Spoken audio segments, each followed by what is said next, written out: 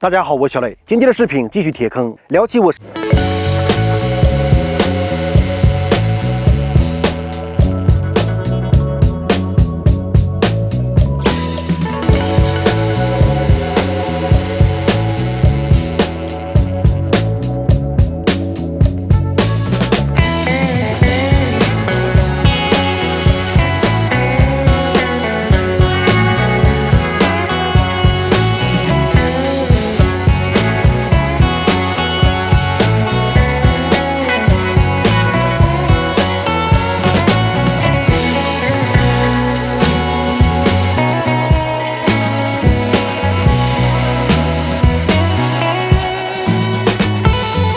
骑行总结，因为去年的视频没有聊长途的一些内容。首先，力克318它是有2个排量，一个是我去年这台250，实际排量249，一个是今年的新款300冬奥版，实际排量276。这2个排量自上市以来一直有，区别就是新款增加了 TFT 液晶屏幕，支持手机投屏，升级了真正的感应钥匙以及声风排气。其实它今年好像还有一个进藏版的250，售价23980，也是标配了声风排气和 PKE 钥匙，只是没有液晶屏幕。这个进藏版的250是我目前觉得性价比最高的，至于为什么我们后面说。另外，新款除了升级了这3项之外，也升级了各位车主使用中遇到的不足，厂家也都听取建议进行了改进。那么具体改进之后怎么样，接下来我慢慢聊。这里说明一下，由于去年的视频我们已经把所有的详细内容全部聊了一遍，包括一些配置，所以今天的视频我们只聊它的骑行感受，包括长途骑行所遇到的一些问题。至于一些细节，大家可以回看一下去年发的视频。首先从外观来说，显而易见改变了版画颜色，并且出厂标配有龙骨贴纸，升级了更运动的排气。这个排气的设计也是目前大部分车型主流的排气样子。然后风挡相比老款降低2厘米，这个新款定的是高座版，从这个角度大家可以看出来，老款是低座版的。至于一些小细节，比如前刹车油管进行了升级，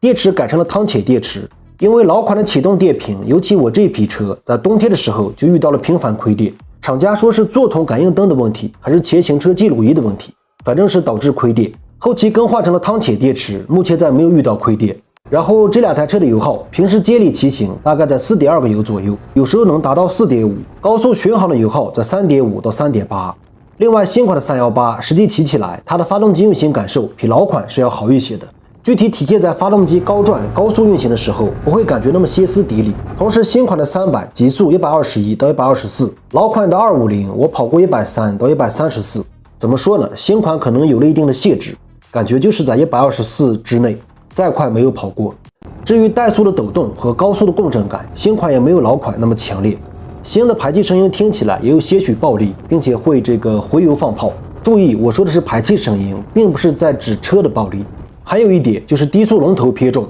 这个问题新款依然存在。我分别试了柏油路面的撒把滑行和砂石路面撒把滑行，视频可以看到中低速的稳定性是没有问题的，但是速度降到35公里以下，龙头偏重带来的压手感还是比较强。我认为这个低速龙头不稳和偏重的原因，可能是和拖曳距以及车辆的重量分配，包括轴距都有关系。另外就是它197公斤的重量，低速推车或者低速骑行，女骑手可能会有压力。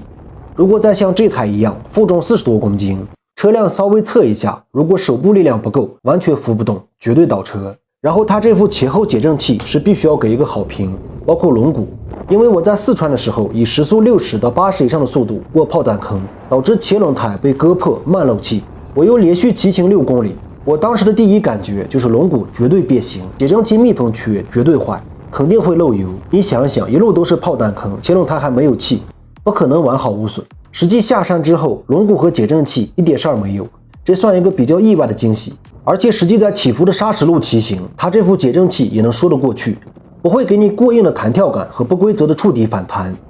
但也仅仅是还可以，毕竟不是专车专条专开发。然后今年跑了一趟四川和云南，顺便说一下车辆一路的行驶情况。首先从海拔3000开始，车辆出现高反，海拔3500开始极速降到90，海拔4000开始极速降到70到80左右，这个速度是慢慢拉起来的，属于小排量车型的一个正常范畴。我还是建议大家，如果走一些海拔比较高的地方，并且对速度和提速有一定的需求，还是要买一个排量大的车型，起码也得这个双缸的500cc之上。其次就是一路如果走的泥水路面比较多，建议时常停下来清理一下水箱，不然车辆会出现高温。原因就是泥水打在了水箱护网上面，会导致散热不佳。然后长途行驶还需要改装一个腰靠，或者和我们一样把行李装的稍微靠前一点，这样骑行的时候腰也可以靠着，也不会觉得太累。原厂这个腰靠和所有踏板车型一样，跑长途并不是非常舒适。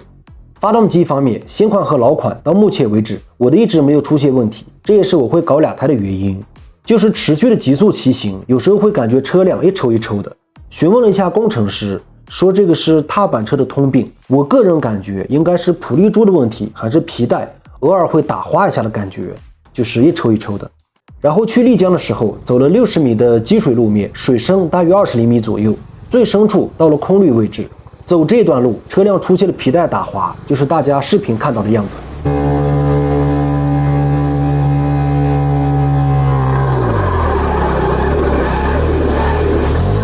慢慢骑出来之后，同样询问了工程师，据他所说，传动机构进水是没有事儿的。事实也是，后面的几千公里一切正常。不过不建议大家经常这样做。至于整车操控，它适合40到90慢慢骑行，这个区间也是舒适度最好的，灵活度也没有问题。但以时速100以上操控，或者装载行李，或者后座载人，走连续的弯道还是感觉笨重。后轮的循迹性慢了半拍，变道超车也是同样的感觉就是车把拖着整个车身在变道的感觉，动力也比较疲软。总的来说，力克是一台适合慢慢骑的车型，不是那种竞技型的。至于压弯倾角，这辆车就没有什么压弯倾角，因为这就不是一台天天让你压弯的车型。不过弯道的通过性是没有问题的。但是如果你是后座载人，或者后座装载的行李比较多，随着减震器的压缩，包括离地间隙的降低，对弯道的操控，包括弯道通过性还是有一定的影响。制动方面，大家一直调侃这个前对置8活塞卡钳，觉得是一个250没有必要，但实际的体验是真他妈香。因为这套刹车系统用熟悉之后，再骑其他的同级别车型，别的车的确差点意思。所以力克的前刹车绝对是一个加分项，至少我不会觉得多余。至于整车的漆水、做工、车架的焊点、细节的处理、整体造型，我个人对力克还是比较满意的。尤其对踏板车来说，外壳的塑料件和造型是你骑车大家最先看到的，起码造型我不觉得它 low， 而且塑料件也不是那种软塌塌的塑料件，也不廉价，漆水也可以，这也是我喜欢的主要原因，不然的话也不会搞2台。不过这台车并不是没有缺点，比如21年6月份的车有水泵密封缺导致漏油的现象，后期厂家进行了1对1免费更换水泵。22年的车型有气门问题导致更换缸头的，也有不好打火的、亏电的、熄火的等等。我的是21年4月份的车，以上的问题刚好都没有遇到。我遇到的问题主要是电瓶亏电、刹车异响，但是力克的售后也都进行了更换和维修。起初我觉得力克应该是一个很冷门的车型，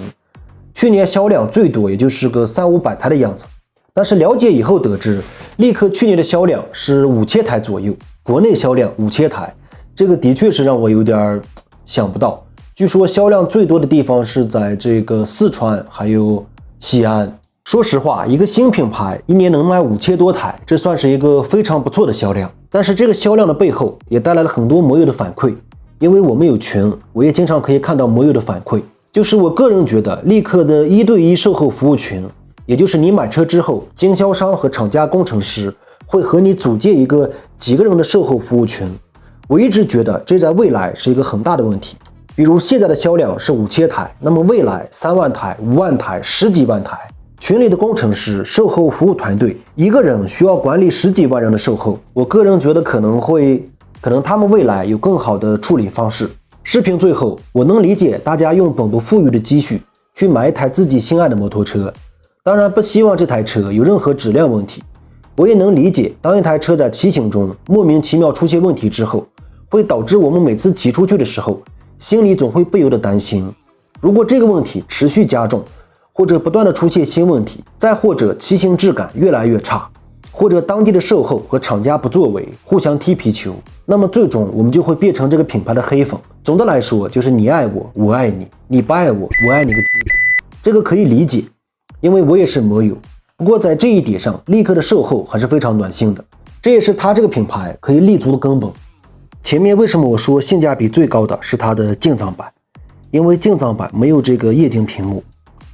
我们来简单说一下这个液晶屏幕，这个是它的新款的钥匙。新款是一个真正的无钥匙启动，但是这个无钥匙启动，你可以装在身上，也可以放在它侧边的这个手扣里面，侧边的储物箱。但是你如果是把钥匙放到了下边的储物箱，那么就可能识别不了。据说是这一块可能信号目前触及不到，信号感应不到。这个也是我在使用中实际遇到的一个问题。然后就是这个屏幕，这个屏幕是完全没有和车把有任何的互动，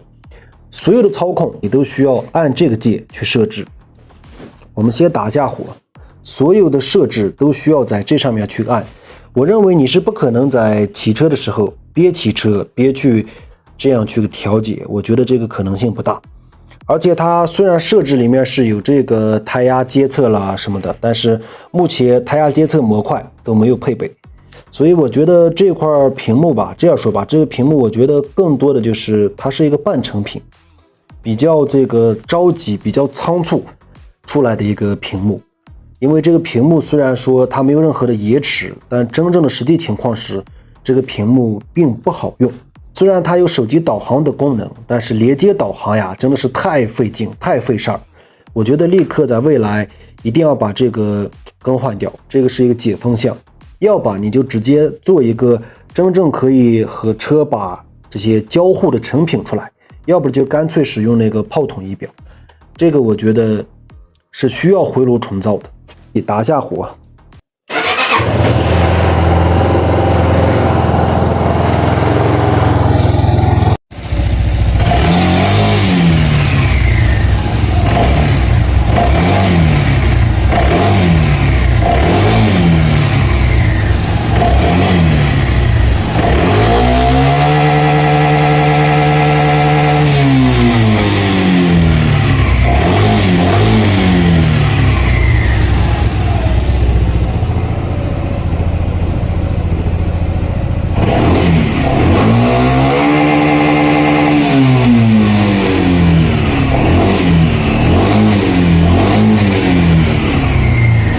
总的来说，我认为有升级的排气和升级的钥匙就已经足够，完全没有必要用这一块屏幕，因为它目前可以实现的功能并不多。综合下来，它那个23800的镜藏版是要比这个冬奥版更划算的。就聊这么多吧，哪里不对多多指点。